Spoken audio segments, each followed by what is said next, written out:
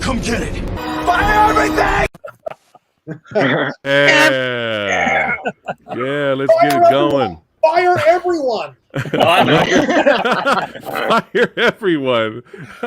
What's going on? Movie Dojo Army. That's right. The Kung Fu Avengers have returned. That's right. For another episode of Versus, the 21st episode. That's right. We are rocking and rolling every week. Got all the badasses here. Oh, look, Louis already. Lewis already. I used to train some kung fu, man. So there you go. Yeah, I saw it down there. That's right. Save that for later. Do the yeah. But yeah, everybody is here again. We're gonna have some fun. We're gonna talk about two J.J. Abrams attempts at two reboots, kind of. One of them's kind of a reboot in a way, kind of, to two popular sci-fi franchises. Did he succeed? Well, we got to pick a winner today, but we're going to get into it a little bit. But let's go down the list here of who is here. If you are new here, don't forget we will be talking about spoilers and all that stuff. These movies have been out for a while. So we have here Kung Fu Santa himself, Rick Myers. That's right, Films of Fury. Buy the book, watch the movie, represent Kung Fu. That's right. Also, the Master of Remaster, Frank Jang, is also here. That's right. Buy everything Eureka. Everything Eureka related. It's all awesome. That's right. I'm still waiting to be sponsored. Anyway. Also, and we have the showrunner, the creator, FJ Santo of Transformers Cybertron series. Very popular on Netflix. That's right. He is here, the legend himself. And also, we have Frankie Pozos. That's right, actor of the film 1 Hour to Kill. Oh, excuse me, An Hour to Kill. One of the two. There you go. A couple hours. I don't know. And we have filmmaker. That's right, Kyle Wong himself, the Night Watch, hanging out with us as well. Oh, shit. We about to get into it. All right, the Movie Dojo Army has arrived. They're showing up here on the side here. Look at all these badass. This is all the amount of people. Last time you had triple the amount of people. I was on. One of them pulled out today at the last minute. Holy shit! Oh, yeah. I'm not used to this few. I know, right? All right. So look at all these badass channel members are here right now. We got Michael Partington, Red Eclipse, Zombie Warrior, Rubicon. That's right, Miltree representing Jad. Omegon 32, Jake Hall, Gilbert Berger, Evelina. I love food. Yes, I do too. All right, we're going to get into it. Let's go ahead and start with Star Trek 2009. Now, here's the thing. I'll go first. Here's the thing. Not a Star Trek fan. Thought it was fucking boring. Okay? I was like, what is this garbage? Only liked First Contact because explosions and the bald guy was shooting a gun like Rambo. Yeah, right? But I was an idiot. I had absolutely no idea that Picard was not supposed to be acting that way in that movie. All right? But over time, I was shown the good stuff. I was like, okay, let me give Star Trek a shot here. Finally was shown all the movies. Finally was shown Star Trek Next Generation, and I was like, okay, now I get it. So even though I'm Star Wars biased, will that affect my vote at the end? We shall see. I'm Star Wars biased, but I have respect for Star Trek now. I do have respect. I am a fan now. So when 2009's movie came out, my wife, she's the opposite. She saw Star Trek first before she saw Star Wars. She grew up with Star Trek first before she saw Star Wars. So she's the opposite of me. She is a fan of Star Wars, but Star Trek is her first love. So when Star Trek came out, she was all like, what is this new reboot bullshit? What is this? What is this garbage? So I was just like, hey, hopefully it's fun. That was my attitude, right? But she's like really skeptical, man. She's like, man, who are these young, good-looking youngsters trying to play these classic, awesome characters that I grew up with, you know? What is this garbage? So we went to go see it. By the end of the movie, she clapped. By the end of the movie, she was just like, all right. She's like, I enjoyed that. She's like, it's not my Star Trek. This is what she said. It's not my Star Trek, but it was fun. It was a fun attempt, right? And the movie, I still think it's fun. I rewatched it today. It's very entertaining. You know, my only negative nitpick, not a big fan of Nero. Not a big fan of him as a villain. I thought he was very generic. You know, the whole movie, this is all this guy did was brood. I'm just going to brood here all day. All day brood. This is how I look nonstop, 24 hours a day. This is how I look when I take a shit. This is how I look when I eat breakfast. What's on TV today? Do you guys know? I don't know. Brood. You know, and then the more animated he tried to get when he tried to like act, and the more he spoke, that's when I liked him less. Believe it or not. What do you mean it didn't happen? It happened. I know it happens. You know, it happened. I was like, oh God, can we get another villain, please? Khan, save us. Okay, please, somebody. Yeah, but then they blew that. Yeah, they did. Yes, they did. They did blow that one. But yeah, so he was kind of weak. I thought he was kind of weak and generic throwaway villain. But did it ruin the movie? No. I still think it was fun. There was fun little Easter eggs for fans here and there throughout the movie. And I don't want to talk too much because we got a big panel. So, but overall, I still enjoy it. I still think it's a lot of fun. Fans overall still think that this movie is the best out of the trilogy. But we're not here to debate trilogies. We're here to debate which movie's better. But we'll see if I can stick to that when we get around to Star Wars. All right, Frank. By the way, you wouldn't want to see Nero when he's angry. Aha! I see what you did there. When he turned into Space Hulk. Space Hulk. That would have been good. That would have been. All right, Frank. Star Trek. Okay, so before I start, I just want to give a big shout out to Apple Daily. As if some of you have been following the news about Hong Kong, you know, the Apple Daily, the pro-democracy newspaper, got shut down by the Hong Kong government. So, really signaling the end of press freedom as we know in Hong Kong. So, they did a profile of me a couple years ago because of my Comic-Con connection, my New York Asian Film Festival connection. So, just a shout out to Apple Daily, RIP. So, anyway. Going back to Star Trek, yeah, I enjoyed this film. I thought this was a very good reboot. I liked the casting. I thought the casting was fantastic.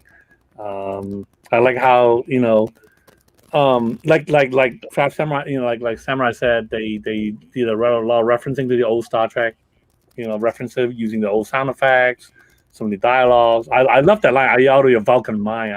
I got a big laugh out of that line. I thought that was really fantastic. The casting's great. The action sequences are fantastic. I love that, you know, the fight on the drill. I thought there was, you know, that has to be done on a green screen, yet they just made it so realistic. I like the fact that they didn't tell you that Leonard Nimoy was in it. You know, the review was really, thinking back, it's just amazing that how they were able to keep that secret until the film came out. You know, when I went to see it, I had no idea that he was in it, and then when he showed up, I was like, whoa, you know. Mm-hmm. So that was a nice surprise. It was nice to have, you know, Spock in there, you know, Leonard Nimoy Spock in there. Again, like I said, casting is perfect. You know, there were some nitpicks, of course. The villains are kind of cardboard, you know, like Samurai said, you know. Nero was kind of just a stereotypical bad guy, you know, taking revenge on his planet getting destroyed, and I also don't. I mean, I like the time. The time traveling narrative wasn't very well explained. I remember, you know, I rewatched the movie again today, but you know, they shouldn't really have Spock narrating that whole, you know, what happened, using all these different voice effects. You know, you should just have him do a straightforward voiceover instead of having all these echoes, surround sound, whispering, and you know, that's like the gist of the film. You know, that's the main story. That's why Nero is going after, you know, Spock and going after the Enterprise. So that's like the most important piece of narrative. Yet you're doing all these fancy little stuff when you just really should just have them do this straightforward voiceover. So I thought that really added to the confusion of the timeline. You really have two timelines going on, you know, the future timeline, the original timeline. So So I thought that was a little misstep. But other than that, I thought it was an entertaining movie. I love the opening sequence, how they introduced, Captain Kurt's father. That was great. That part on Iowa, I like that too. I just thought that the special effects were really well done. It just blended the reality so well that you're not really sensing this. You just feel like this is happening. This is really happening. This is a real world. The blending of in the optical effects and the real background just so good that I really have to give kudos to it. But like I said, other than the confusing narrative in the middle and this cardboard villain, I really like this reboot. I thought it was really good, and definitely probably the best film among the three, the three trilogy. Copy that. I also enjoyed Bruce Greenwood as Captain Pike. Yes, I enjoyed his performance as well, and I liked this little scene where he was sitting down and talking to Kirk here, trying to get him on board. Says, "Stop fucking around, man. You got all this potential in the world. Get your head on right." Yeah, I enjoyed him. Yeah, the casting is really perfect. I mean, I just like the casting a lot. It's oh yeah. Yeah, as much as you like the original casting, you really have no complaints about this whole new group. I thought it was perfect casting. It was. I do. Oh, I do, but we'll get to that. okay, all right. FJ, Star Trek. I'm a diehard original series Trekkie, being just young enough to remember a world without Star Wars and loving originals. And I don't really love any other Star Trek beyond it. And Star Trek Beyond. And I love this movie. I actually, because you know what it is? It's really Star Trek made by Star Wars fans when you really look at it, right? And, JJ would do that shtick in the press of, I'm a Star Wars guy. I didn't really know Star Trek. Kurtzman Orsi knew Star Trek. I didn't really know it. And I thought he was full of shit until I saw the second movie, and then I realized, oh, you really don't know Star Trek, and you fucked it all up. But this movie is, in my opinion, nearly perfect. I have a lot of the same issues Frank has. The villain didn't bother me. I would recommend.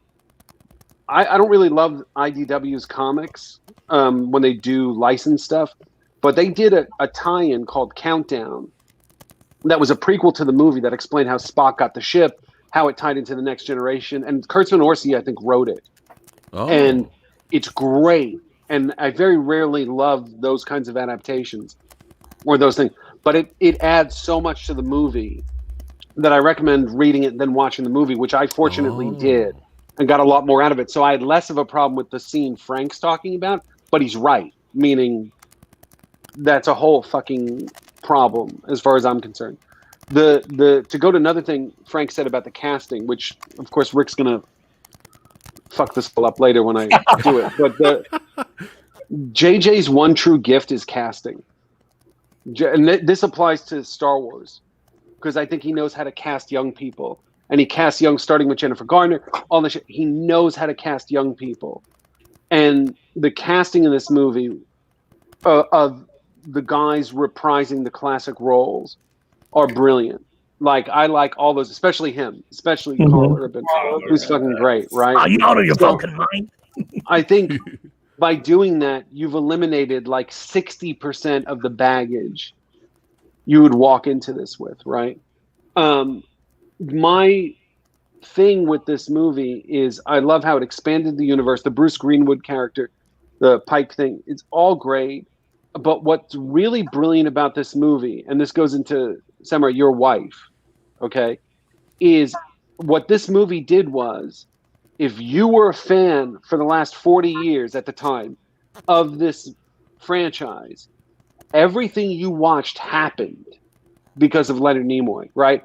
So they basically, the one brilliant thing that they were never able to do after, et cetera, or do this anywhere in Star Trek, is take a very Star Trek conceit of multiverses and time travel, etc., and apply this in a way that gave it connective tissue to the overall franchise, and say, hey, if you love this for 40 years, your Star Trek happened, and this happened in your Star Trek universe, because here's Nimoy, right? Like, here's Nimoy, and it fucking happened, And we're going to do the cool thing at the end, which nobody ever had the balls to do, is put the two Spocks together.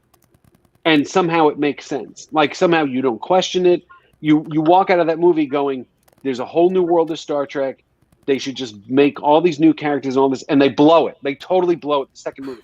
And the third movie, which is better, is more just like an extended episode of the original series. But it's too late. The damage is done in the second movie and you've blown all the goodwill the first movie buys you, right? So I don't want to get into the second movie, but the first movie I think is nearly perfect for that reason as a Star Trek movie. While, and I'm saying this doing this where I'm getting my ass kicked by diehard fans on Transformers all the time, but we do something similar in this third season that's about to come out, which is time travel and putting universes together like Beast Wars and the G1, which they never did before. That's what our third season is sitting there and trying to figure that shit out is really hard. And they do such a good job in this movie, and they give like this, everybody gets their character moment. The only thing I really don't like in the movie is when Kirk has the giant hands and it's goofy, like totally it just goes a little too far, but you sort of forgive it because you're oh my God, like you had it ready. But all those characters got something. You know what I mean? Like Uhura got something. All those characters were just enough and that's where JJ's TV experience comes in. He knows how to like set up these characters. And by the way, that's the same thing with with Star Wars. Is JJ does a great job of setting something new up and then it's totally shot to shit. Well, at least with Star Trek, JJ tanked it. Somebody else tanked it in the next movie and you can't recover from it. But JJ's TV experience serves this Star Trek movie really, really well. Sorry, I rambled on, but you get the idea. Nice. Oh, good. Nice. Well said. Well said. We got a quick super chat here. Nate Dogg says, both movies killed both franchises. No, Nate Dogg. No. Both second movies were franchise killers. Both sequels. No, Star Wars, it was the third movie. Last Jedi, if they had followed Last Jedi, they could have done something. But no, we'll fight over that another time. Another versus. All right, Lewis.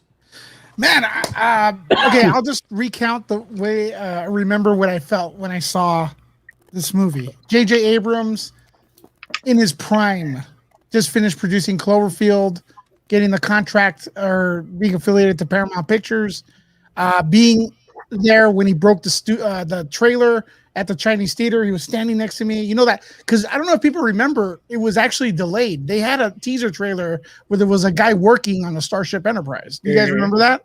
That was a cool trailer and stuff. So before that, us Star Wars fans, we didn't have a Star Wars movie, but then 2009 came and we got it via Star Trek at least, right? So it was fun. It was fun. It was action-packed. More action than Star Trek should have, of course. There was no trekking in there, I believe.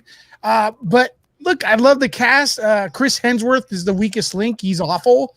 But if you really look at him, it's like, what the hell? But everyone else is awesome. I had a blast. I love the way I can't really follow up what FJ said because he said everything pretty much perfectly. My biggest criticism, though, are the fans. Why? Because fans rewrite history. When this movie came out, it was all world, all God, all everything. Here we are 10 years or plus later. It's not that good. Dude, it was good. Complain about the last 10 Star Trek movies. You're going to pick this one? The last 3 or whatever, they were awful. That's why we got this reboot. It's a soft reboot. It's what people wanted. It's shiny keys. We all get that's one problem with J.J. Abrams, though. He does get distracted by the shiny keys, and we do too, because this is about Star Trek 2009, and we want to talk about the sequels and Star Wars, right? So it happens to all of us. The money, he went where the money was, and I don't know if I'm correct in this, but he started producing, he got the gig for Star Wars, so I think Star Trek suffered, later on, and stuff like that. But as far as the first movie is concerned, it's not about the villain samurai. I think it's about the hero's journey in this one. It was a Star Wars movie, and it was very well executed. It has some fantasy elements. It has great music, great effects. Yes. The music's amazing, man. And like FJ said, it told the old school fans. It said, "Hey, you know what? You like the old school movies? You're coming. We appreciate the fans. Leonard Nimoy is in here. None of what you thought, none of what you saw happening that you loved, is erased. It's still in here." So, I don't know. I say I enjoyed the movie a lot. Is it better than The Force Awakens? We're gonna, I guess, continue to debate that.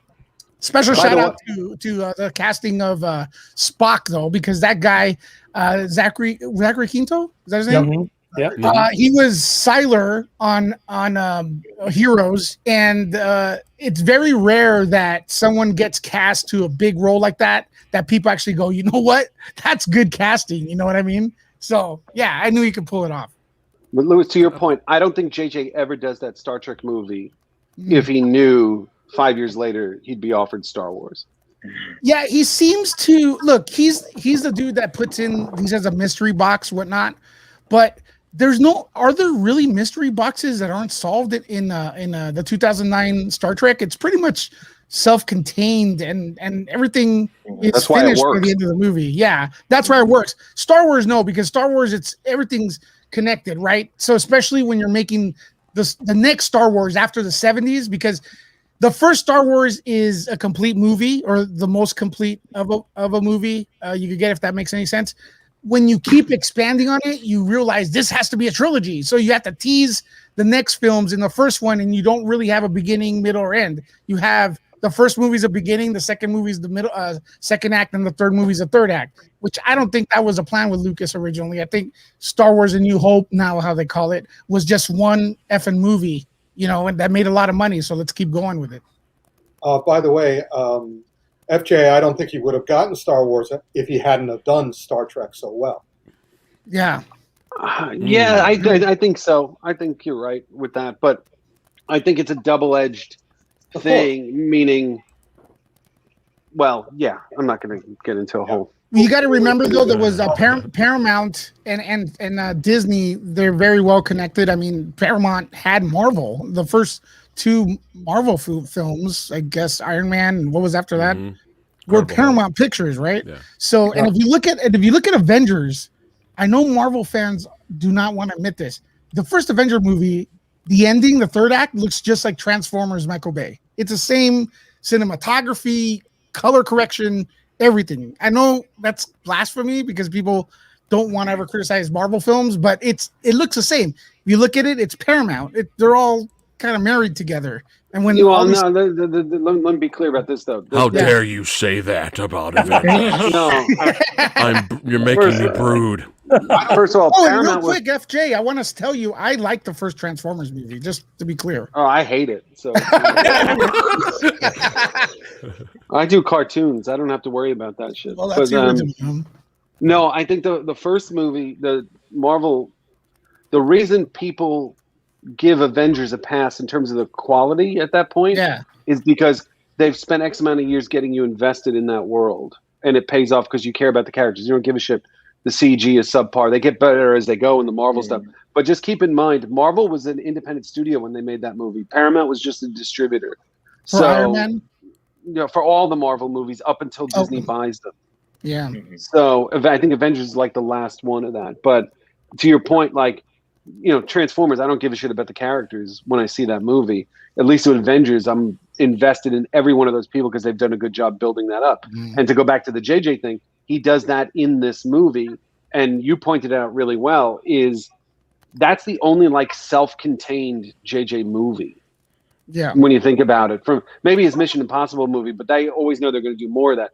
But the 2009 Star Trek is made as if they don't know if they're going to get a sequel to it. Whereas Star Wars, they know, well, there's going to be a fucking trilogy no matter what. Right. I like Super 8. I mean, I don't know if you guys remember that. I do like that movie, and I want to give props because that fad about making the 80s style nostalgic movie, J.J. Abrams made Super 8 way before Stranger Things or anything, or It Chapter 1. He was already on that train like 2 years before that. Of course, no one liked it. I loved it, but hey, what it is. It's a slavish homage to Spielberg. So hey, but you're imitating the best. That's like saying, hey, I became a boxer and I box like Mike Tyson. That's pretty damn good, man. That's not the way I would use that metaphor. No, Well, they do call they do different than filmmaking. Not much, but a little. they do call J.J. Abrams Diet Spielberg. That is a name for it. Spielberg light. Yeah, that one too. He Alex could here. mimic that style.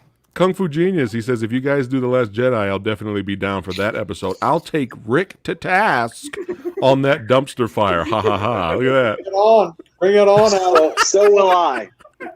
Let's do it. Let's do it. Dude, next week I'm here. Last Jedi. Let's do Let's it. do it. Everyone versus Rick. I will bow out of that one. I will bow out of that one because I don't want. That wouldn't be We're the going to first get time. defeated on that. No, I'm just Yeah. gonna leave that. Just like no. 2 words. 2 words. Casino Planet. It's Why? It's the only thing that unifies all Star Wars fans. That scene sucked. That's it. Period. Oh, he's going for it. He's going to the show. Oh, no. What's All happening? right, What's happening? I We derailed got the him show. going. Oh, he's going to the shelf. I know where that scene came from. Lewis, what are you doing? You mean he actually mimicked somebody else? He didn't even come out with a poop himself. Me. Oh, Disney bought this. Actually, no, Disney did not buy this. Disney brought me in for the first time to talk about buying this. But instead of buying it, they made Treasure Planet instead, and they stole everything from this. oh shit. Let me show you. This book comes in three different sections. Lewis, what'd you do? So What have you done, Lewis? they go to Reel 3 back in. planets. You triggered him now. You got him going. in this book. The second Reel planet back is called Jackpot. Okay. Okay, let's fill you Alright, back you get- in. You're getting your own show. You get your own That's show it. about You're it. getting your own show, Rick. Star Wars. Back to Star Wars. Kyle. All right, hold on. There it is. Jackpot. It's time to sue, Rick. All right, so I just want, in closing, and then the next person. I love the movie. I had a blast, and everyone around me, Trekkies, Trekkers, or whatever they call them, and Star Wars fans were like, "Wow, we had a great time. We wish Star Wars was this good because we had the prequels." That's my experience. All right, copy that. All Well right. said. Lewis, represent Nerd Report. Nuke the fridge, son. All right, we're gonna move on to Kyle. So I am not a Trekkie. I'm not a Trekkie at Trekker. all. Trekker. But and I actually did not watch this film or any of the series and the other films that came up to this one. And once I actually bought the DVD. No, my cousins bought this DVD blindly for me for Christmas. And I watched it on Christmas that year. And I will say it did not disappoint me at all, because the fact is I did not need to know every character. Yes, I've heard of Captain James T. Kirk. Yes, I've heard of Spock. Yes, I've heard of the whole original crew in the original series. And the fact is they introduced this to a new audience like me, showing Chris Pine as James T. Kirk, but not as James T. Kirk. You actually get to see him be like this rogue that he is. And then same thing, like when I found out that they introduced Captain Pike, which was part of the original unaired pilot. And they made a reference to that. Or not even made a reference. They actually homaged that as him like, yep, I'm going to talk to Nero, see what we can do.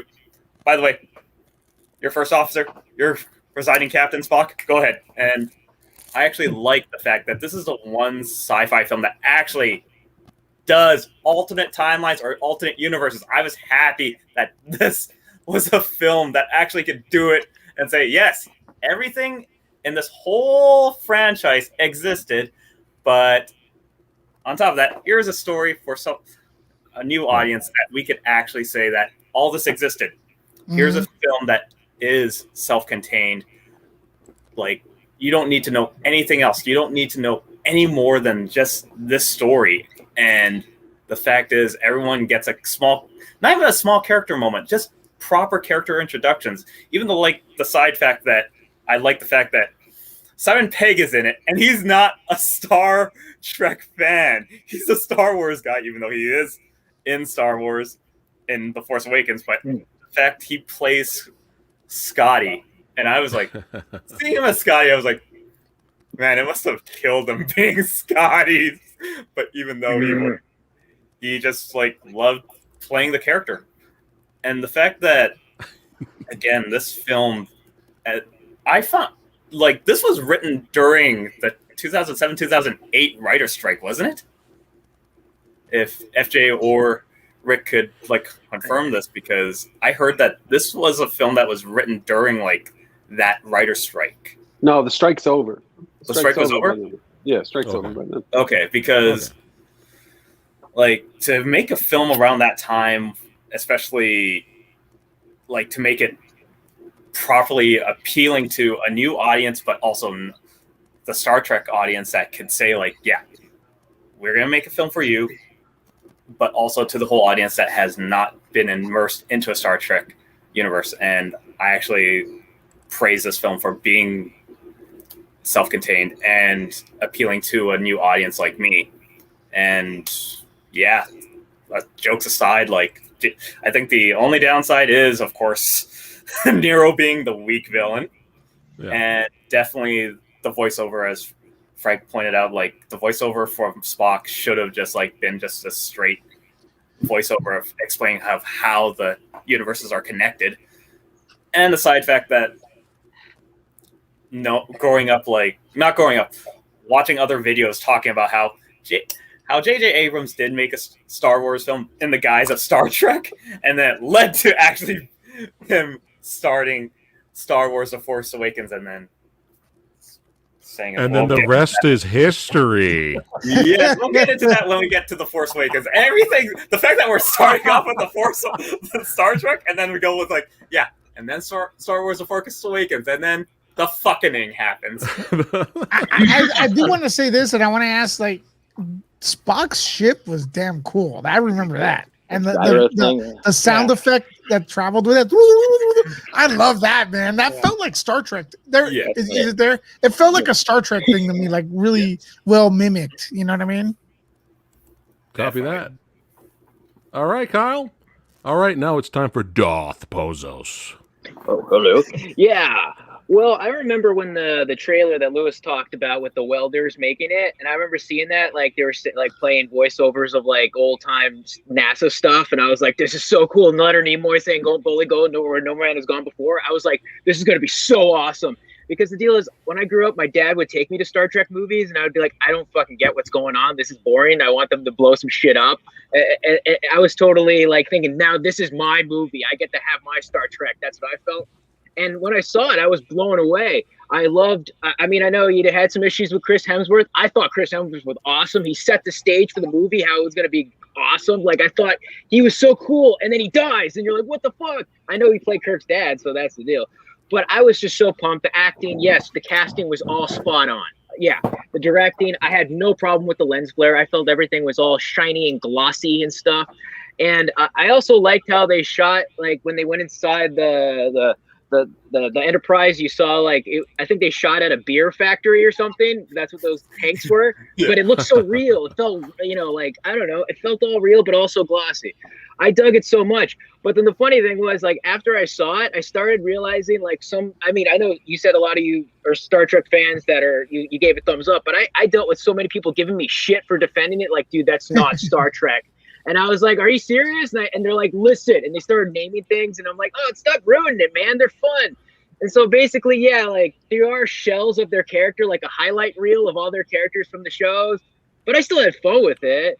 But I mean, yeah, like him getting his name Bones for like his divorce, which, I mean, if you know about doctors, Bones were called doctors. That was the thing. And they kind of glossed that. It's kind of, all right. And then Sulu with a sword. And it's like, but he's not fencing. He just has a sword. Why are you doing, like, it's a callback that doesn't need to be there. I don't know. And then the Kobayashi Maru, him completely cheating when it's not, should be like that. He kind of cheated to make it, yeah, like he's like a cocksucker right there. Like, what the fuck's that about? It's cool, but it kind of defeats the purpose of Wrath of Khan, how that he actually cheated to make it fair. There, he completely cheated with all the cheats. But that, again, I like this movie, and it's fun, and it's a good ride. There you go. And shout out to rest in peace, Anton Yelchin. Yes. He's also really good. What What a talent. You know, it kind of sucks. But They rest said in though it peace. was time traveling. To correct me, guys, if I'm wrong. It's time traveling, but it's a parallel dimension. Yeah. So the events of the original are happening Yeah. via the new Yeah. actors, but they're not happening exactly the same. No. No. So They call it the character- Calvin Yeah, timeline. Calvin and Tyler. all right, Right. So, all right, Kung Fu Santo. here we go. Well, Last Jedi was not a dumpster fire. Rise of Skywalker was a dumpster fire. Now, Because of Last Jedi, though. We're gonna fight. We're gonna have the biggest fucking But fight over this. somebody on the Star Wars crew blinked. They just blinked. It wasn't Last Jedi's fault. It's that they overcompensated because they were chicken shit. In any case, the casting was excellent in Star Trek, especially Carl Urban. But what wasn't now? And I tolerated John Cho as Sulu. However, I've spent my career saying Chinese is not Japanese. Japanese is not Korean. So it's kind of like, but I'm so used to it's racism. It's not just color. It's not race blindness. Or we're casting anybody. It's not like Hamilton on Broadway. It's ignorance and racism on the part of the. Oh, it doesn't matter. You know, sushi's the same as dim sum. Japan is the same. Football is the same as baseball. But Cho was fine. I tolerated that. What I just couldn't get over, because I spent a month in Scotland. I played a villain in an Iranian film made in Scotland. And I asked everybody there, because I had, among other things, what did you think of Scotty in the new Star Trek, in the 2009 Star Trek movie? It was like, again, figures on a blackboard. Simon Pegg did a terrible Scottish accent. Any of the Scots are going, he's not even close. It's insulting how bad he is. It's like doing an impersonation of, it's like a white guy putting on blackface as far as the Scots were concerned. It was just like, and I'm watching it and going, why did they do this? Why didn't they cast a Scotsman? Someone who was Scottish. I mean, what's his name? That was Craig Ferguson. You should listen to Craig Ferguson. Oh yeah, that would have been good. Yeah. Billy Connolly. I'm thinking nerd cred, Much more Rick. passionate than I was. Nerd cred. That's probably why they casted him. So again, it was like casting Zhang Ziyi and Michelle Yeoh in Memoirs of a Geisha. Damn it. I mean, not even close Nope. to the Japanese accent. But is the original Captain Kirk the same ethnicity as the new one? Well, he's a white guy. He can do a white guy. Yeah, but Asia is a place and Europe's another place. It's big, Stop talking, Louis. It's a big place where people share cultural, similarities. I'm just saying. Okay. All right. Moving on. Yeah, you can make excuses all you want. Anyway, and I love this movie. When I first saw it, I thought it was just one of the best remakes, reapproaches. And also, as you saw, I'm a science fiction writer in addition to all the other genres I've done. I'm a huge fan I've read every science fiction novel from my birth until 1975. Samuel Delaney's Dahlgren. I was one of the top media guys in the Science Fiction Writers of America. I did a lot of movies, a lot of world cons of the science fiction stuff. So I'm a big, passionate Star Trek fan. I think this is one of the best science fiction movies ever. Nice. I even kind of make excuses for the villain because it's the softness of the villain, to my mind, that makes the new Star Trek cast all the better. Because it's kind of like it's like Jet Li being in Lethal Weapon 4. He's so good in Lethal Weapon 4 because the movie's not that good. Same thing with Bruce Lee in his first couple of films, because Enter the Dragon is just kind of like a comic book. He looks even better. So Star Trek's look even better because the villain was generic. But even though the villain was generic, his plot line had guts. His plot line had heart and had some meaning to him. He wasn't just a mustache twirling villain. He wasn't Khan not in the original. He wasn't Khan in the sequel, which was you made FJ flinch there. For a second, you made him like. The new one. Or you just it's painful to think about Khan in the second one. Yeah, it is. But Eric Bana did a legitimate villain who had a legitimate reason, who was doing it, and created as brooding as he might have been. But also, Eric Bana is trying to act the part. He's trying not to do a cliche. He's trying to get into the heart of that guy's issue and his family being destroyed. And everybody acted in character. So I love this movie, except for Scotty. Okay. And also, I just have to say, I feel the way I felt, like Star Trek was was the best steak I ever had. So when they did the next two Star Treks, and by the way, I grew up, Mr. Spock was one of the guys who saved my life. I saw the premiere of Star Trek on TV. Wow. So it was kind of like I grew up with it, and Mr. Spock's logic really saved my life. So I'm a big fan, but I love this one because I thought it was in their honor, and they did a tremendous job. But unfortunately, when I went back to that awesome steakhouse, they disguised a pile of stinking shit as a steak. And I took a bite on it, and unfortunately, I can't even think of this wonderful original steak without thinking about what a piece of shit the second and third one fed me.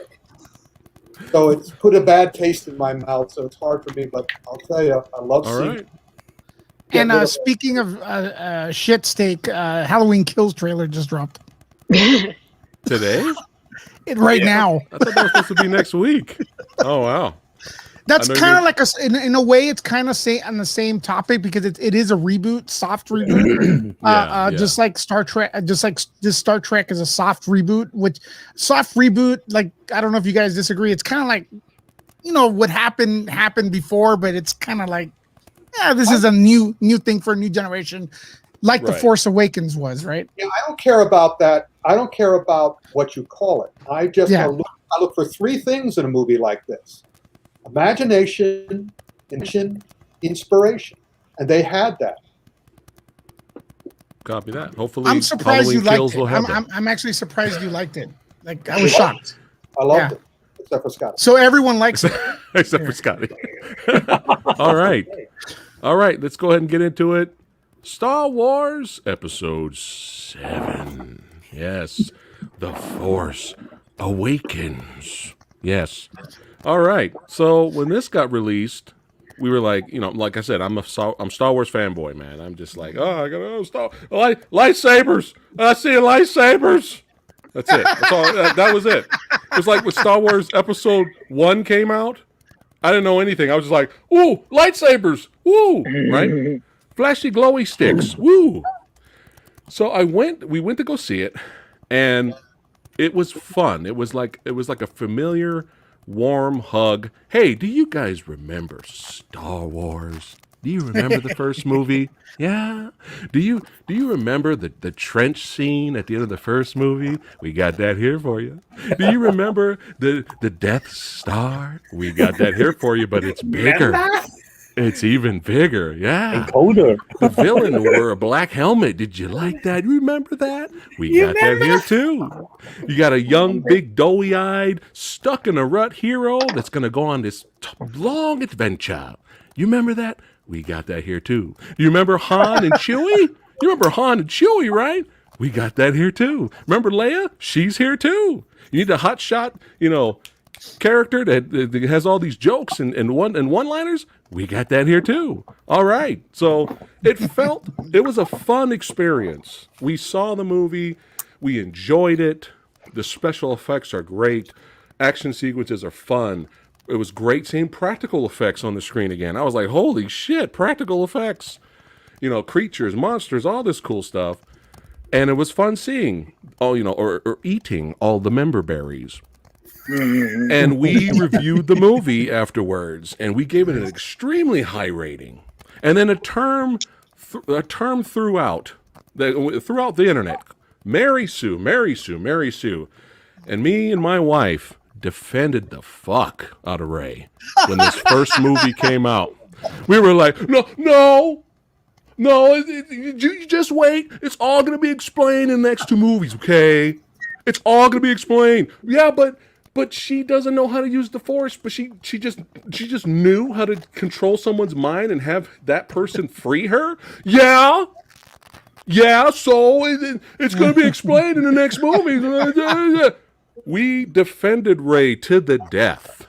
Now I wish I can go back in time and change my review.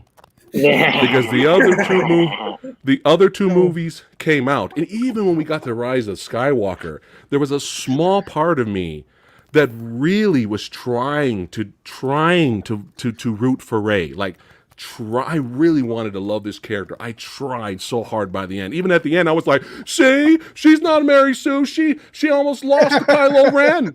Princess Leia General Leia had to save her. So see, she's not a Mary Sue. That's because the second movie makes her a fucking idiot. That's the problem. The second movie makes her. I can't disagree with any of that. It has nothing to do with the first movie. You shouldn't change your review of the first movie just because the two after completely go into the toilet. I kind of agree with that. Yes. I'm sorry, I'm yapping away. I'll get no, that's fine. But that's my problem. That's a good point. Join the club. That's a perfect point, FJ. That's a great point. But similar to what Rick said before he ended, the other two movies have tainted this movie for me now. This movie, the other two films, they kind of tainted this movie for me now. I tried rewatching it. That makes sense. That I get. Yeah.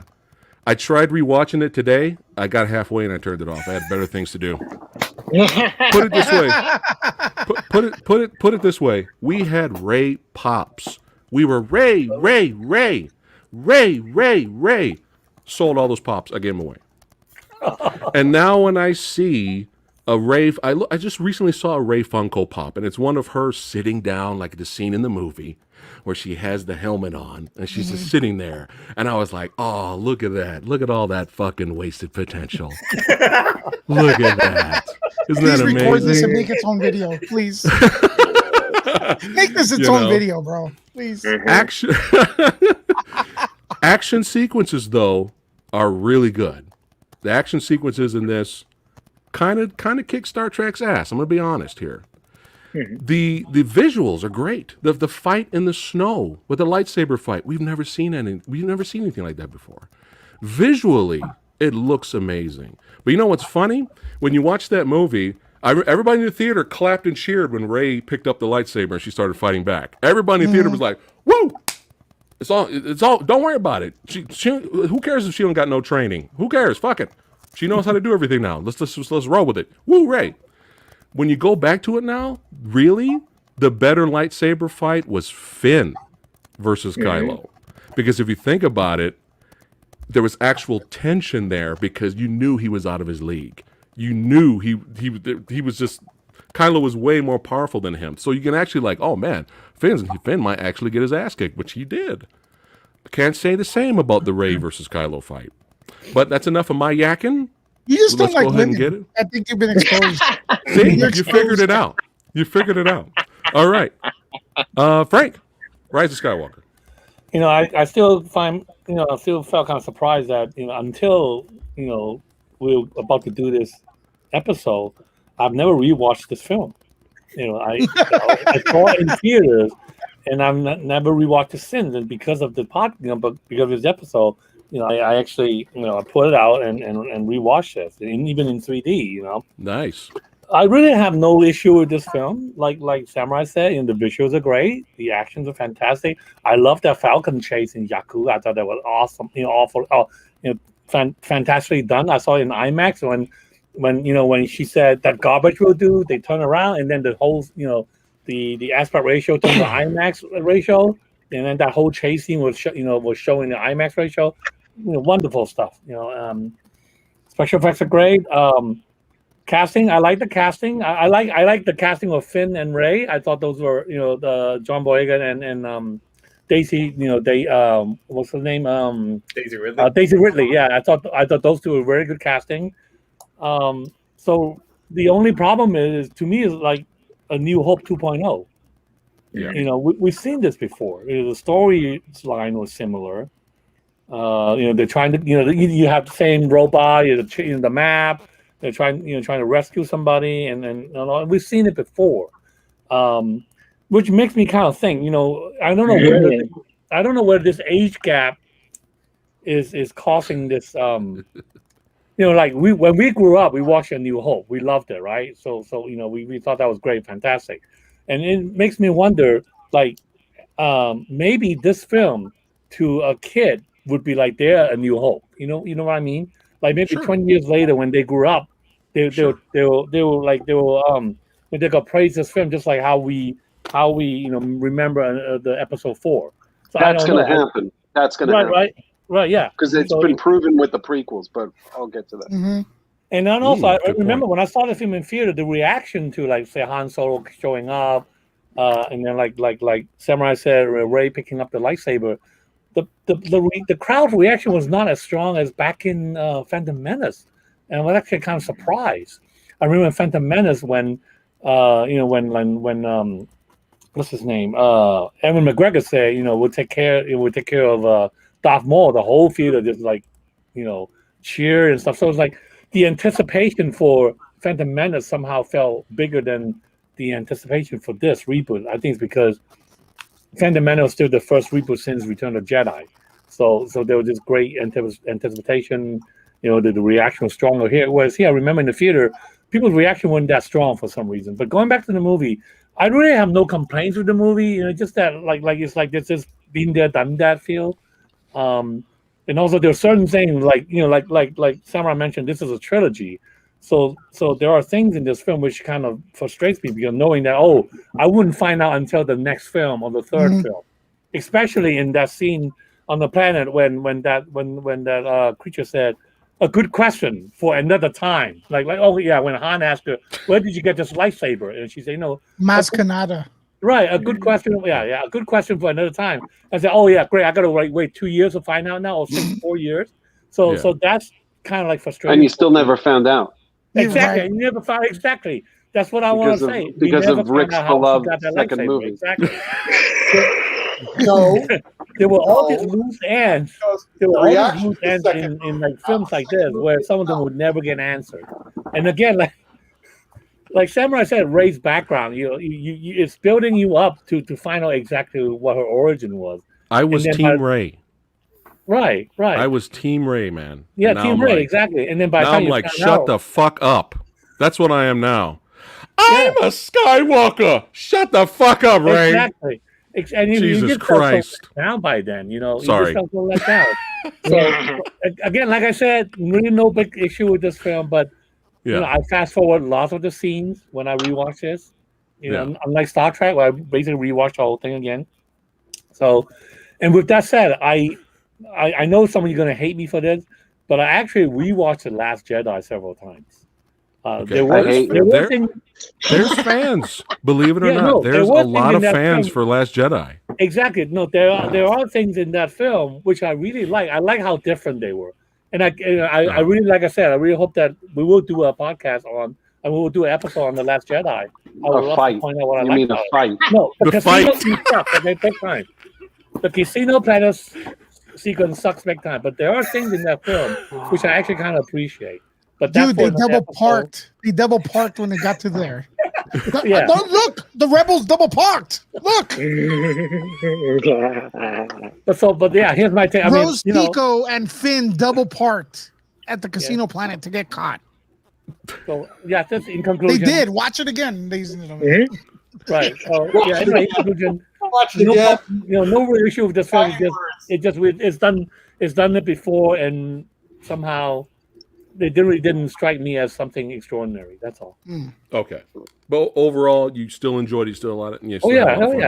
Yeah. People rate. They do rate this when everyone that does like their Star Wars films ranked, they put Force Awakens up there, not above the original trilogy, but they may go original trilogy and then maybe Force Awakens or Return of the Sith and then maybe Force Awakens. But there's a lot of fans for it. Now, can you watch it now and enjoy it? Sure, but I have to be real. I have to be honest. I'm literally getting my list right now. That I have all right, FJ.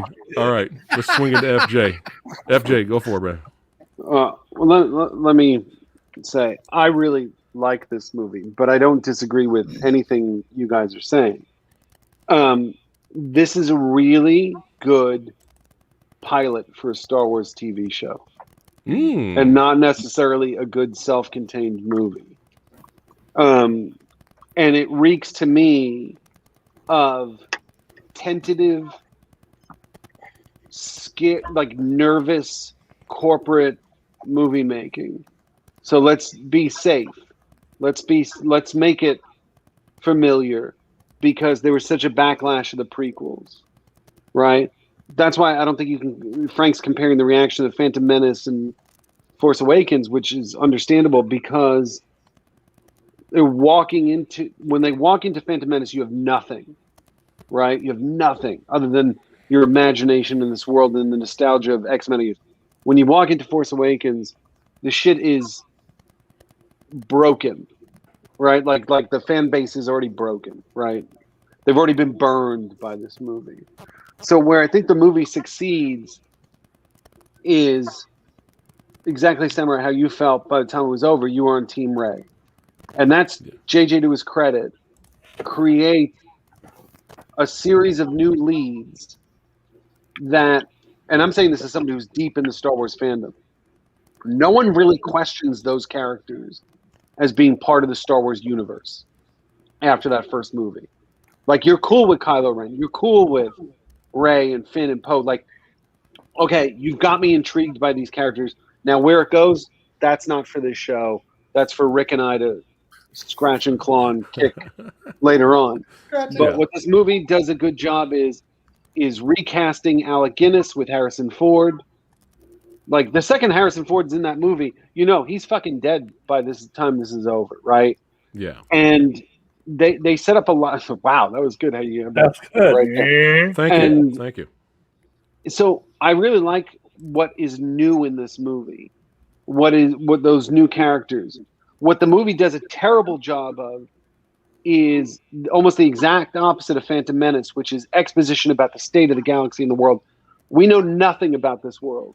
We know nothing. It takes no time in setting up the state of the universe, state of the galaxy. When they blow up, when Starkiller Base does its Death Star 3 blasting, I don't know who these people are. I don't know where this is going. It feels like there's a chunk of the movie missing, right? Like, it feels like there's a chunk of this world. You haven't taken any time to tell who Leia is. And meanwhile, they do a million books and all that shit. I don't have time for that shit.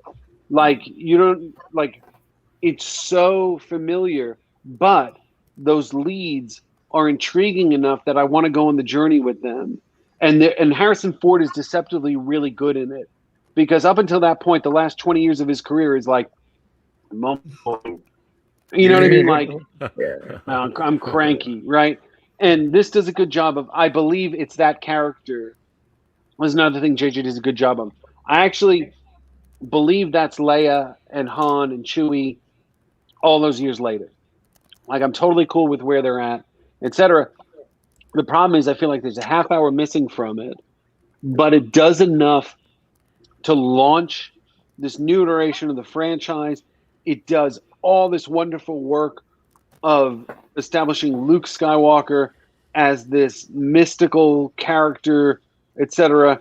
And I'm not going to say what I think about what they do after, because Rick is going to go on a whole fucking Shaolin Temple rant for 2 hours about and all this crap. But I think the movie really succeeds in doing what it did to you, Samurai, and it did to a lot of people, was it brought them back. Mm-hmm. It brought them back into this world. This is the best, like you said, this is the, Frank, you were saying, or Samurai, somebody saying, the best moment is these kids are being thrown into this world, because really this, Kylo Ren doesn't get enough credit, because I think he's actually a really interesting villain that, again, I think the second movie sort of blows and the third movie can't recover from. And that's my problem with the third movie, Rick, is that the second movie ignores the first movie so much that the third movie has to try and answer all the shit the second movie didn't answer, while answering all the shit from the second movie that contradicts all the shit from the first movie, right? So it becomes a clusterfuck of bullshit of collapsing on the weight because it ends up having to be half the second movie and be the third movie, right? So, but the first movie does a really good job. You know what my biggest problem with the first movie is? That is one of the only things I like about the second movie is the second movie is shot so much better. The first movie shot like a TV pilot. It's shot from below. Every time they're walking, it's tight shots. You get no sense of scope in the world. That the second movie does a great job of like this epic feel and breathing, and especially the opening of the second movie is really good, where they're escaping the base and all that shit.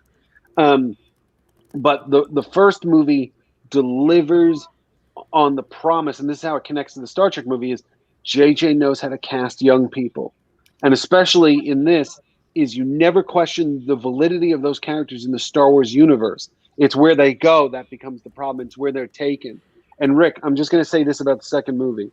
If I hadn't seen the second movie and you took me through it and you said, here's what happens, I would think the second movie is the greatest Star Wars movie ever made. The problem is the execution and the script are so limp and they're so misinformed on how to deliver a Star Wars movie that to Samurai's point, you retroactively damage the first movie and give nobody a hope of being able to make a successful third movie. That's my problem. All the intentions are good. They go to a casino planet. On paper, you're thinking, fuck, they go to a casino planet. This is the greatest thing ever. Now, subsequently, the first movie, they're going to go to a pirate's cove, and they're going to go to this pirate planet. It's like, well, it's another fucking forest planet. You know what I mean? Like, the problem with what I think made me appreciate Lucas, I'm not a prequel hater. I don't hate anything Star Wars. I don't even hate The Last Jedi. There are things where I sit there and I go, I don't like this. Somebody else does. They're going to make more. I'll like something later. That's how Marvel, DC. If this isn't for me, fine. I have no problem with new or reboots as long as you make it good, right? The problem with the first movie is the first movie suffers from a lack of world building that Lucas was fucking great at. Especially in the prequels. You got a water planet, you got a lava planet, you got all these things. Like, they're sitting there going, I can't tell the difference between Jakku and Tatooine, right? But by the way, as I mentioned in the Star Trek book, with Star Trek, is I recommend finding The Art of Force Awakens, is because it actually is chronologically done, and it's still when Lucas is involved, when Jakku is actually a graveyard for spaceships. It's all skyscrapers made out of broken spaceships. Like, you could tell how they sort of not necessarily watered down, but how they go more and more familiar, because I think Disney panics. And I think they force that on JJ. And I think, and the way he can get away with it in Star Trek is because, well, it's fucking Star Trek, right? They don't have an ice planet. Or we could put Kirk there, right? It's our tribute to Hoth, right? Like that's what I'm saying, Star Trek made by Star Wars fans. The problem is when you get into Star Wars, it's Star Wars being made by Star Wars fans, and not in a good way like The Mandalorian. It's Star Wars made by people who are so scared that this is $1 billion risk. We need to make it familiar and bring them in. The problem is that when they get to the second movie, they're trying to sit there and go, now we're going to subvert it. Now we're going to do all this shit. But you can't.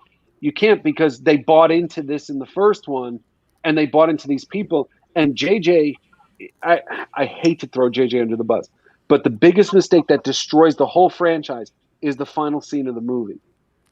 Right? And Rick, I'm going to make a Shaolin Temple reference in this, because I've made this for years with these movies. The problem is JJ sets it up that the movie has to answer the question of what happens when she gives Luke the saber, right? So the problem is you're forced where the next movie starts 35 seconds after the last movie, right? Because you got to answer the question of Luke picking up the fucking lightsaber, right? So the problem becomes, the beauty of the original trilogy and even the prequels was that you could pick up wherever you wanted. So they had, when you start Empire Strikes Back, they've been on adventures. They've talked about it. You can tweak the characters and develop them in a way where those relationships and bonds. Like, I remember watching the fucking Last Jedi, and at the end, you have Poe and Rey meeting. It's like, you just finished the fucking second movie. Han and Leia were making out in the fucking middle of the second one. You know what I mean? Like all this stuff. So what I would have done, and Rick, this is for you, is I would have started the second movie 6 months later, and Rey is on her knees outside the Jedi Temple, waiting for Luke to acknowledge her. And she's been through the weather. It's every fucking Shaolin Temple movie. They sit outside the temple and they go through every season and they get rained on and snowed on. Someone brings them out rice to be nice, right? And all that shit. And then Luke should have acknowledged her. You know, been like, I'm not going to fucking train you. Right? And also, like, I guarantee you, JJ didn't set up that fucking movie for Luke to throw the fucking lightsaber and be like, peace out, right? He set it up to be the great warrior. And the second Carrie Fisher died, before that second movie came out, they should have sat there and said, we're going to change Luke. He disappears, but he's one with the Force, and he's going to come back in third movie and be a badass fucking Shaolin They can't monk. do that, though. Why? It'll upset the Chinese market with the spirit. No. Oh, yeah. No. It's irrelevant. It's true. It's true. They He Let knows. me tell you knows. something. No. Let me tell you Disney is something about the You're money. gonna lose That's why this Star argument. Wars doesn't work. You're gonna look anymore. because Force Awakens didn't do shit in China. They put Donnie Yen in a fucking Star Wars movie. It didn't sell in China. They have no reverence for it because it didn't come out there. But they So it still doesn't beat the fucking dead matter. horse. But they're still beating the dead horse. Dude, I go through this on Transformers all the time with this shit. The Chinese market is the Chinese market. They wouldn't have thought twice about that shit, right? What they should have done was made sure they had the Luke as the great warrior in the third movie, because they didn't do it in the second movie. And you fucking have destroyed that audience and sent them to war. Anyway, I'm rambling on. Force Awakens is awesome. I love it. It's not a perfect movie by any stretch of the imagination, but what it did a great job of teeing up a new generation of Star Wars that the subsequent movies, like the subsequent JJ movies with Star Trek, destroy. Sorry. Lewis, are you good for time, my friend, or you got to roll? Yeah, I'll go real quick because it's Star Wars. But thanks, this is awesome. I honestly feel that everyone here is way more knowledgeable than I am. But I'm speaking as a fan, you know. Yeah. And it's probably the first film I saw with my mom was Star Wars. I remember at the Chinese theater hiding under the chair when I saw Darth Vader come out. I remember that, and also I remember buying the ticket. Making a long 1 hour line to buy the ticket and then another hour line to get in the damn theater. So that's how far I go back, right? You couldn't pre-buy any of that. Force Awakens, listen, the reason it's the storylines like that so familiar is because the prequels damaged Star Wars. That's what happened. It was too different. We wanted to know the story of Anakin Skywalker's conflict with Ben Kenobi and everything and what happened. We got Jar Jar Binks. Yeah, we got Jar Jar Binks 45. He's at least 80% of the movie, right? So we got a lot of sacrificing storyline for VFX with the prequels. That's what I think, and the VFX are horrible at this point. I like Rey. If you watch a trailer for The Force Awakens, you hear Maz Kanata, and this was a deleted scene or just for the trailer. She asked Rey, "Who are you?" And she says, "I'm no one." So I never thought Rey was related to anyone. I felt like Rey was a product.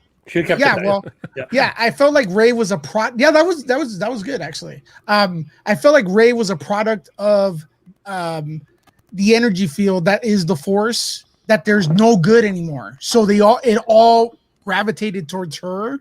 That's why she's good at fighting and stuff like that. Plus, the film A Samurai established that she's part of a bad neighborhood. She's that Desert Jakku. She's constantly a scavenger hunter, right, for her food and everything. They didn't show her fighting, but she had that stick, right? She beat up those thugs that were after Finn. And stuff. I love the music of the movie. I love the way it looks. The casting was the hardest thing to do because how are you going to replace our beloved original Star Wars cast? But I kind of felt like they were going to hand the torch down, which they kind of failed at doing that. You know, like you got the new cast, get the older cast to hand the torch to them. But holy cow, man! Like J.J. Abrams. You knew to have that Captain Kirk moment where he sits on the Enterprise, boom, with the entire, new cast behind him. At least the characters are right. You didn't put the original cast of Star Wars back together again on the Millennium Falcon. You didn't have Carrie Fisher, Harrison Ford, the robots and Chewbacca with Luke on the cockpit of the Millennium Falcon. How do you drop that goddamn ball, bro? And it had nothing to do with Carrie's death because he killed off Han in the first movie. So never once did he think of putting them all together. Okay. JJ loves nostalgia trips. How do you miss that ball? And also, after Han dies, Carrie Fisher or Leia, when they land on her planet where they're hiding, instead of hugging Chewie, she goes straight to goddamn Rey. Rey. Yep. It's like, what are you doing? Okay, Rey and the Latin guy, what's his name? Oscar Isaac. Poe, yeah. Oh, They were talking together in that movie or on that planet.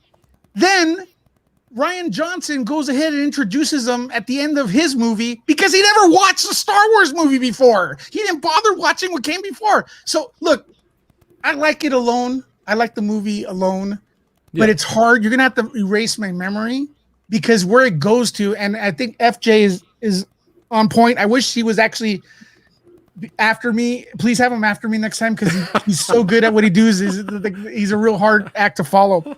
Everyone here is, but Star Wars and the sequel trilogy embarrassed itself. Star Trek did not embarrass itself. It had problems, but those three movies, they may be bad later. We're talking about later, a little bit ADD here. Star Wars, by the time they got to the Rise of Skywalker, it's embarrassing at this point. So look, I think Star Trek, it hurts me to say because I'm a Star Wars fan. Okay. I think J.J. Abrams was at the right point to direct a Star Trek movie at his peak. And I think Star Trek, I'm going to vote right now, is better than The Force Awakens for what it is. And I also think Disney bought the property and they were like, yeah, we got Star Wars. But wait, we have to put wars in here? Oh, no. I really don't think they want to put wars in there because everyone's good. Everyone's good. So it's like, I don't know. You need real bad guys, unapologetic bad guys. All right. So that's your vote. Louis Lega voted Star Trek. All right, guys. He's got to roll out. Don't forget to subscribe. Head over to Nerd Report. Subscribe. Nuke the Fridge. Subscribe. A lot of fun, awesome content. Do it. Represent Badassity. All you guys are awesome. Samurai, thanks for having me here. Anytime, my friend. See ya. And we'll see you next week for the next one. Have a good one, brother. All right, man. Last Have a good one. All right. Yeah. We might as well just make that the next week's announcement now. Fuck it. What do you think, Rick? Rick? Yep. Next week, Last Jedi versus Rise of Skywalker.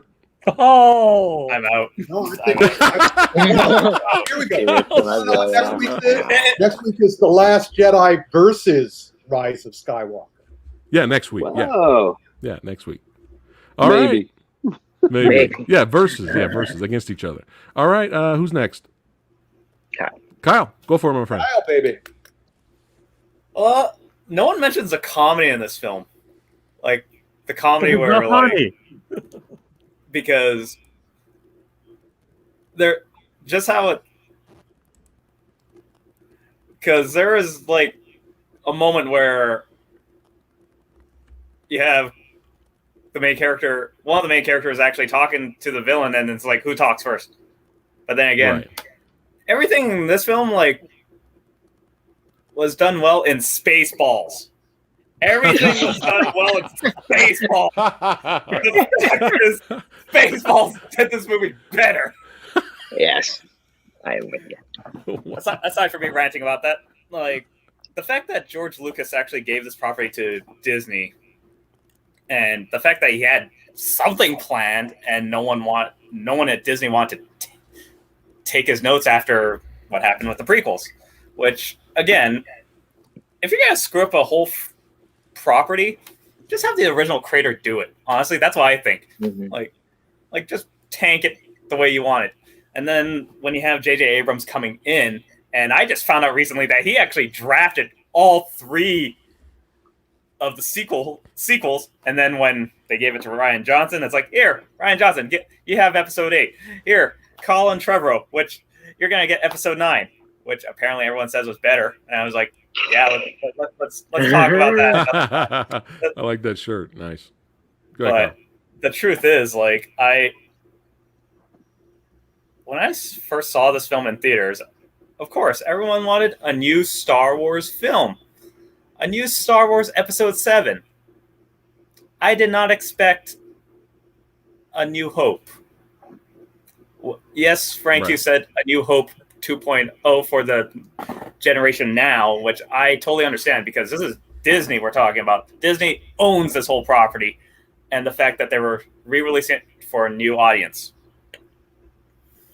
Now that I've seen all three of these films, I just thought in my head, like, okay, this film, what beats does it hit on a different new level?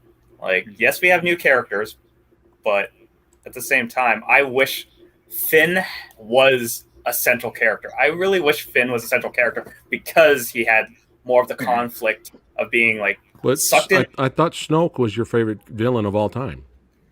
Snoke just manipulates everything. Like, Snoke just manipulates everything. Like, I'm just yes, kidding. he's manipulating me right now to say that Kylo Ren was the best character in the whole film. Look how brooding and very, very, like, obsessed he is with his grandfather's dark sideness. God. But no, I rather Finn would have been the central character, being a torn character Yep. of going into the First Order and then literally trying to redeem himself. But we barely get a redemption arc, and for the fact that he plays a red herring when he's like, maybe I can believe in the Force, and that's how it works. And then Han Solo says, that's not how the Force works. And I even thought about that, like, how does the Force work now? Because wasn't it originally midichlorians for what the prequels have told us? But but again, when we have a character like Rey that just knows how to do everything, and then of course we talk about what happens in The Last Jedi, which we will talk about, it just goes to the point where, what is this movie trying to say?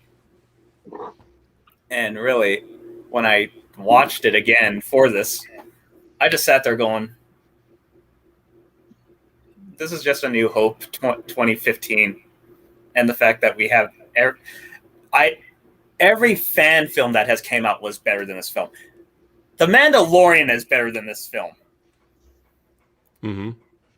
The original trilogy is better than this film. I'm gonna get a lot of flack. I'm gonna get a lot of flack for this, but I got to be honest. I'll take Rogue One over this any day. Rogue One was better than I'll this film. take Rogue One over this. I'm even wearing my Death Trooper shirt. Rogue for this. One is the fourth best Star Wars movie. Yes. Yeah, oh, hey, woo! FJ's the man. I think it's the third best. I think it's the third best. It's probably a better movie than Return of the Jedi. Yeah. Absolutely. It's probably better. And it's the only Star Wars film that actually has a war, an actual war in it.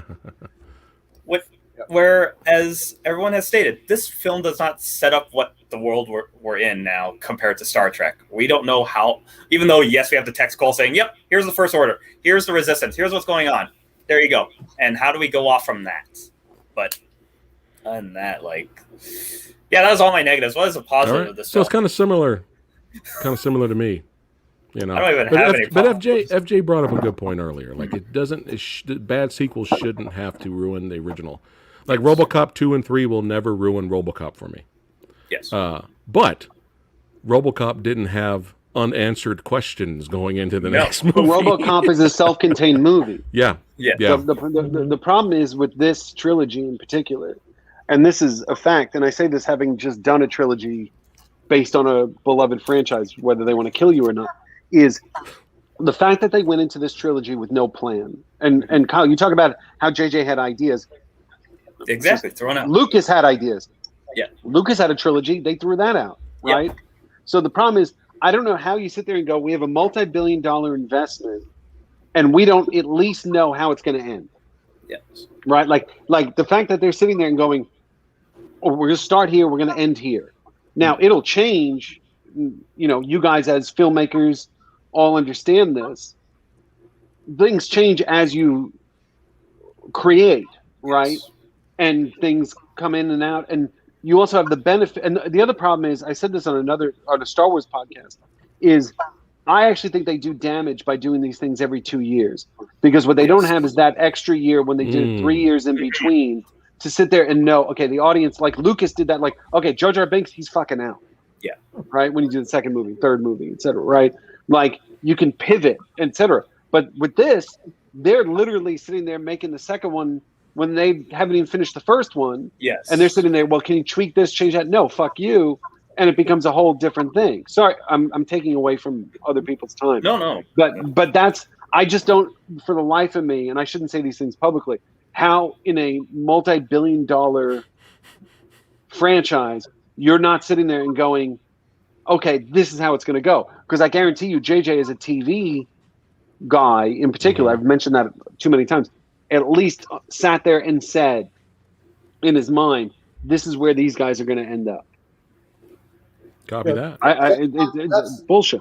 When we get to me, my main contention is, how could they let this happen? We didn't even get to you yet. I forgot we didn't get to you yet. When we get to me, I'm talking And they about don't have a Kevin Feige. how this happened. That should be the tagline underneath the poster. How did this happen? How did they let this How did happen? they let this happen? All right, Frankie. All right, yeah. When can you hear me? Sorry, my mic. Yeah, you're good, man. You're good. I remember when I saw it, I got tickets to see it at the Dome, at the Cinerama Dome, and I was so excited. They were selling like so much merch, and I wanted to get this shirt that had all the titles like leading up to Force Awakens, and it was a huge line. And my girlfriend's like, "Come on, we just go to let's just go inside." And I'm like, "If I miss out, I'll get it after the movie, okay?" And she's like, "Yeah, okay." And so I came out of the movie, and I was the greatest idea that I didn't buy that fucking shirt, man. This movie pissed me off so much. Yes, Oh, wow. wow. It's done, but it angered me so much. Okay, because like you said, the warm hug. Yeah, remember the Millennium Falcon? Remember Sand Planets? Remember that? Remember the old guy dying? Like. I saw that as a warm hug, but I saw that as a stepfather hug. A stepfather that can kill my mom and everybody. You knew the bad trilogy was going to happen. Like, I just felt it. Like, you did. I don't know. But, okay. I mean, the trailers, I was all excited. I knew Kylo Ren. I knew his lightsaber. I defended his, double-hilted lightsaber to people. People like, his hand would get chopped off. I was like, no, you don't understand. I was there, man. So, I mean, and then John Boyega attacked the block. He's so cool in that. And then you got a lightsaber in the trailer. Like, this is going to be so cool. And then, oh no, the lightsaber, it's Rey, who we already know is a badass, sets that point forward. So, of course, he's going to kick Kylo Ren's ass. I was so disappointed. My mind is blown, just like last week, Rick. Yeah, but The youngling here. Man, I'm stunned. But just like So you what? said. So what are your negatives? No, just kidding. Oh, sorry. But I mean, like you said, it was like a pilot. Like if this was a show, I'd be like, "Fuck, I want Disney Plus for a fucking year." But here, it was just like, "Wait, what?" Like, no, man. I don't know. Wow. It kicked me in the balls. So when we got to Last Jedi, because it's so different and fucking up everything, I was happy. Like, I was okay. That's different. Going in a different direction. FJ sitting up. And then I remember. Man, next Thursday is going to be really interesting. So, Frankie, you got to be here now. Frankie, you can't get out of it. You got to be here now. I mean, wow. It's done. Interesting. And then, but just all the actors. Oscar Isaacs, that's the big. I saw that in the chat. That's the biggest tragedy. Yeah. He's the biggest actor, and there's all he complains about is like, oh God, just All right. Wow. Now look, all right. Again, older than everybody else, was there at the beginning, was just awesome sauce.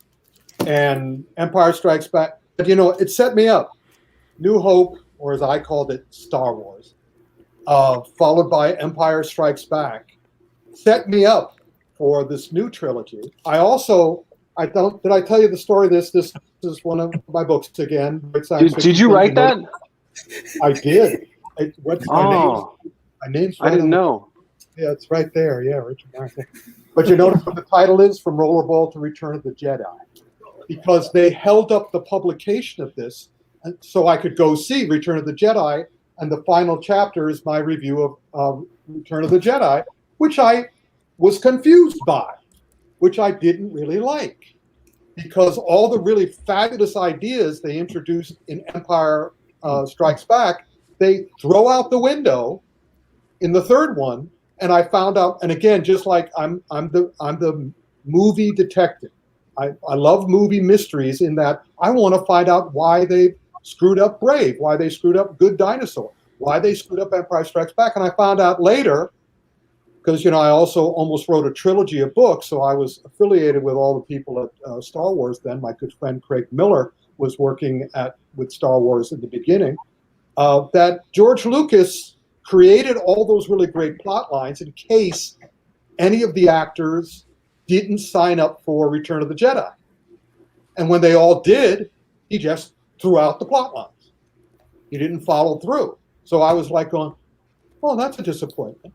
But in any case, and then I watched the prequels, where my theory was that George Lucas was so upset and shocked by the fan reaction that for some reason, either consciously, subconsciously, or unconsciously, he decided never to make an involving movie ever again.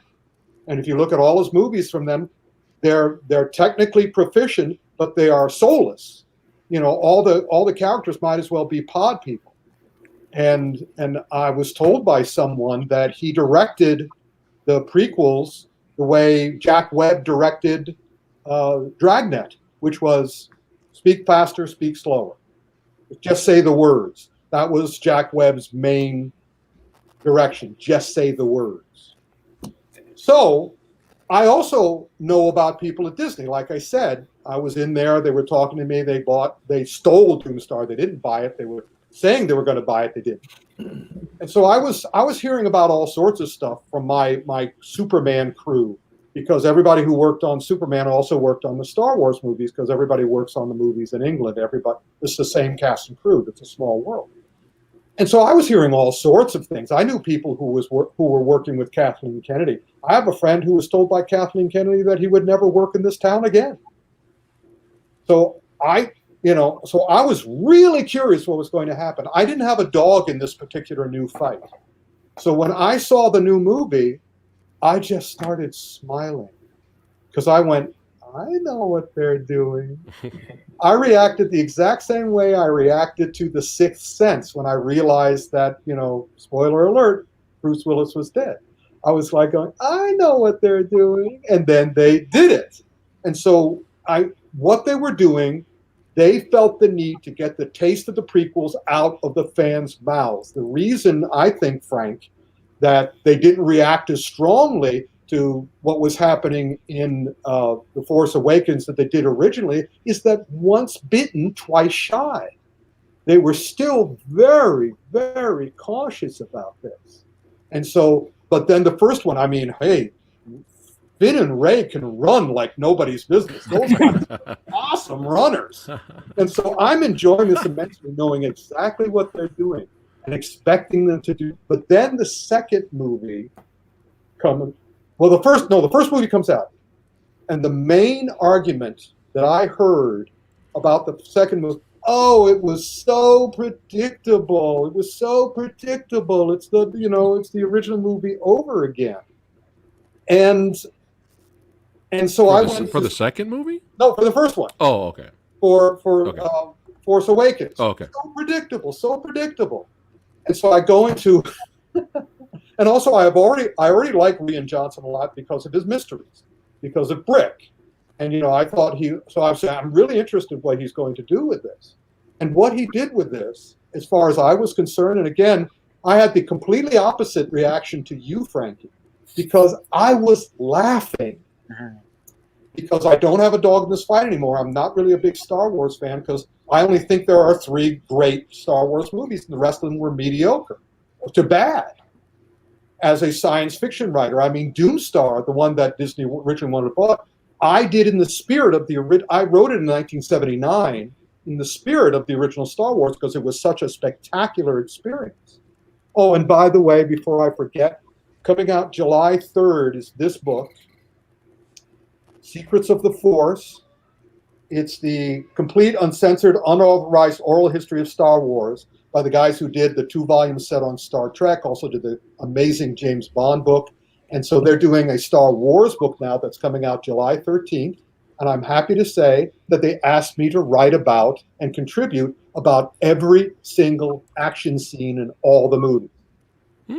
So I write about specifically the lightsaber sequences in all the movies, and I'm very excited. I'm anxious to see how much of my quotes they used. But I digress. I wonder if my quote got in too. Oh, great, awesome, Frank. Yeah, I don't know. I mean, I don't know. Everybody gets a quote. Everybody gets a fucking quote. Yeah, You get a quote. You get a quote. You get a quote. Everybody gets a quote. So I'm laughing my ass off at Last of the Jedi because I'm basically looking around to all the fans. And by the way, I mean, I'm looking at all the fans at my screenings. I saw it 3 times. I saw it in 3D. I saw it in 2D. I saw it in 2 different houses, a large audience.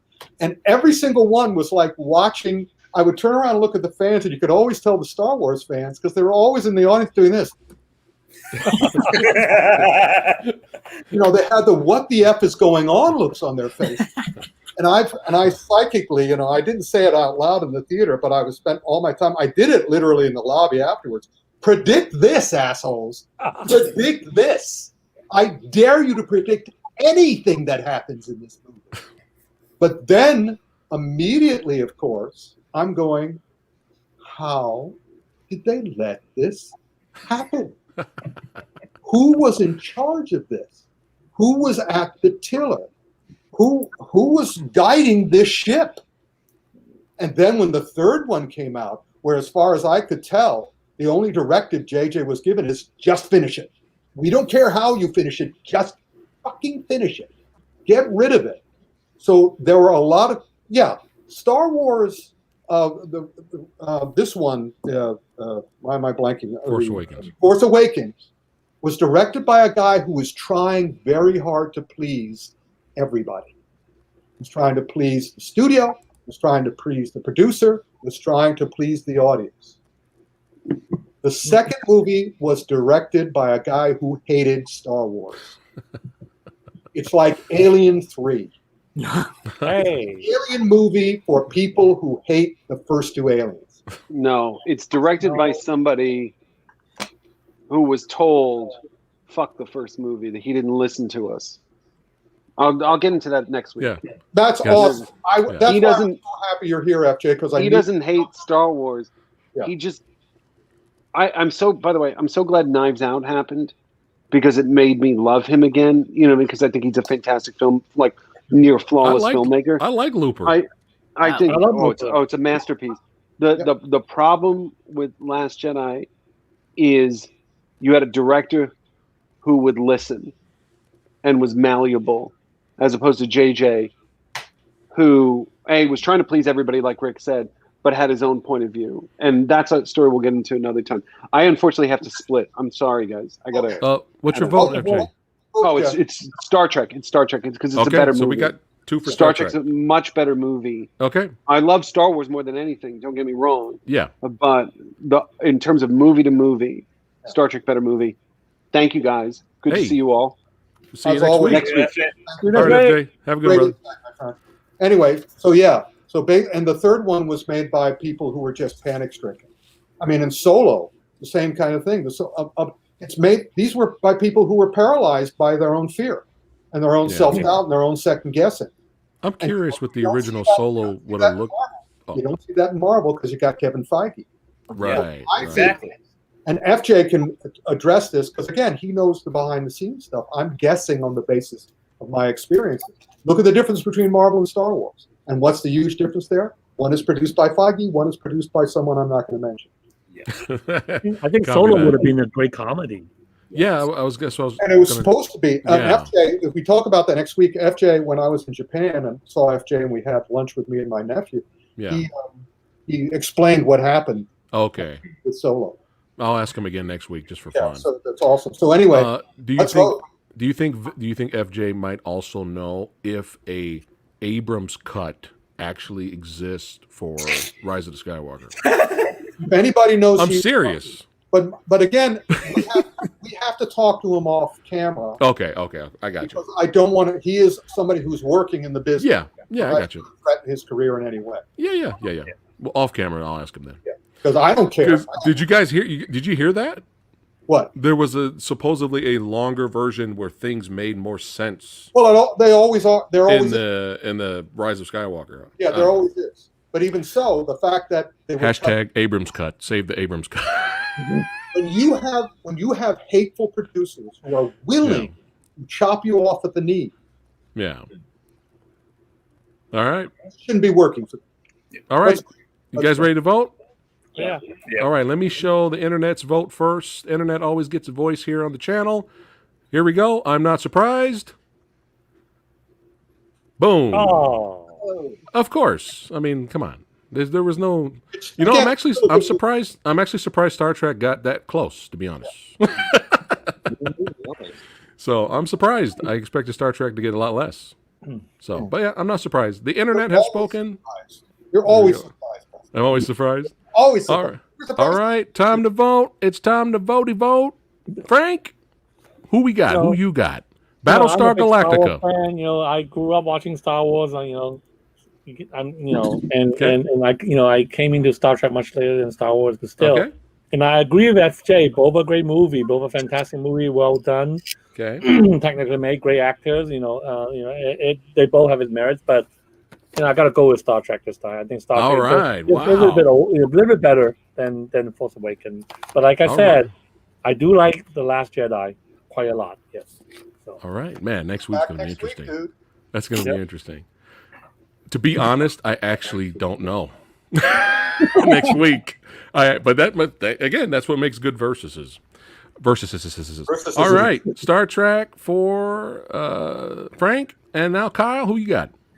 So I definitely grew up watching the original Star Wars, still have it somewhere, like the original cuts, and I'm going to say I vote for Spaceballs. Because Spaceballs was better than Star Wars Force Awakens. And as much as I always will back slightly Star Wars, I'm going with Star Trek because it is a self-contained movie and it was done well. All right. Copy that. And I think I know what Frankie's going to pick, but we got to hear it from the lips of Dark Pozos. I'm a Star Wars fan. I will always be a Star Wars fan. I got my Star Tours shirt on and shit. I got my shit. And stuff that might fall on me at any minute. But I got to go with Star Trek, baby. Let's go. Right. Copy that. You didn't, after watching that, you didn't feel like somebody kicked you in the nuts. No. I feel that, yeah, that's my test. I feel like did my nuts flow right? All right. Thumbs up. Kung Fu Santa. It's a story. Let me see. Let me blow it up again. I'm going to blow it up. Hold on. I'm going to blow it up so chat can see. Hey. There we go. All right. Yeah. Copy that. All right. So, what is Samurai going to vote for? Oh, the suspense building. Oh, man.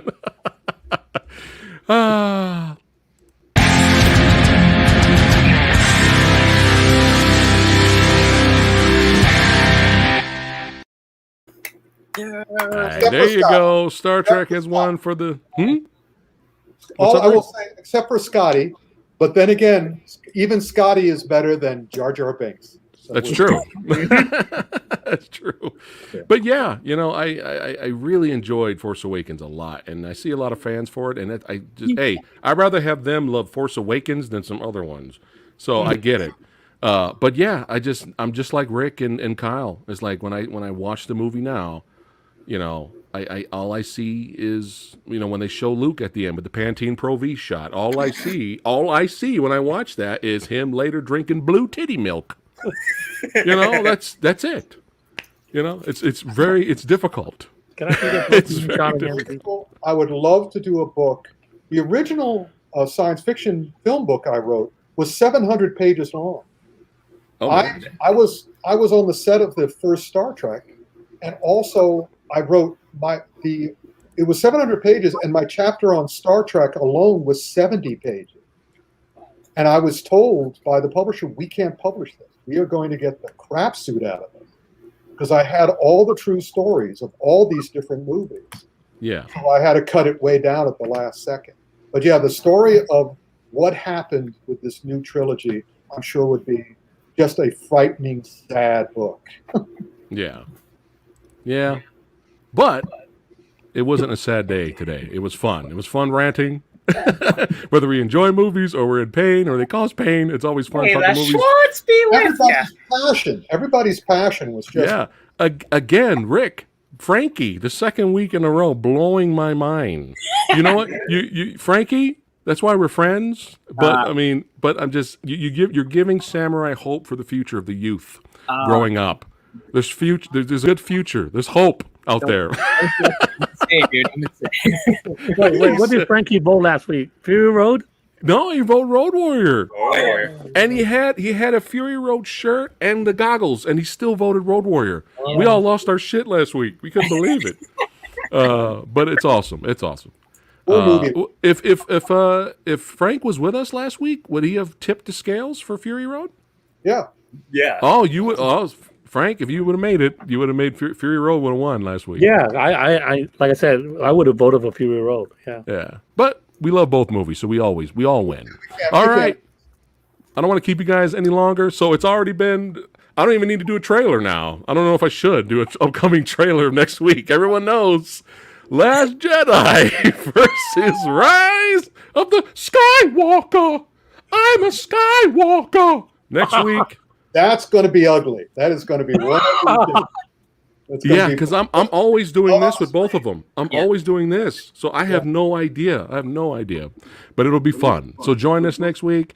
Don't forget, chat tomorrow at 6 p.m. Pacific time. We got 331 E-Rock. Eric himself, an amazing guitarist, will be hanging out with us. This guy's got over 1 million subscribers on YouTube. He's going to be hanging out with Samurai tomorrow. So it's going to be fun. We're going to be talking nerd culture, pop culture, movie culture, and metal. That's what we like to do. So that's tomorrow, 6 p.m. Pacific time. Make sure you guys join us. And until next time, that's right, all the Kung Fu Avengers are out. And we'll see all you badasses again. Take care, guys. And one great ass.